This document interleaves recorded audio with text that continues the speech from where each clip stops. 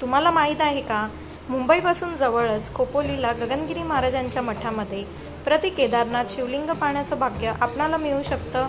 प्रति केदारनाथ गगनगिरी महाराज मठ खोपोली आश्रमाच्या परिसरात प्रति केदारनाथांचं दर्शन आपणाला घेता येईल. आवर्जून खोपोली मठामध्ये या महाराजांचं दर्शन घ्या आणि वरच्या बाजूलाच आश्रम परिसरात असलेल्या केदारेश्वरचे दर्शन घ्या. निसर्गाच्या कुशीत वसलेल्या गगनगिरी महाराजांचा आश्रम खूपच सुंदर आणि विलोभनीय आहे. इथे एकदा आल्यावर तिथून निघावं असं तुम्हाला वाटणारच नाही. पाताळगंगा नदी वसंतून वाहत असते. महाराजांच्या मूर्तीसमोरून बाजूला व्हावं असं वाटत नाही. महाराजांची मूर्ती डोळ्यात साठवून ठेवण्यासाठी तिथेच थांबून तासनतास मूर्तीकडे पाहावं असंच वाटतं. निसर्गाच्या कुशीत वसलेलं खोपोली आश्रम खूपच सुंदर आहे.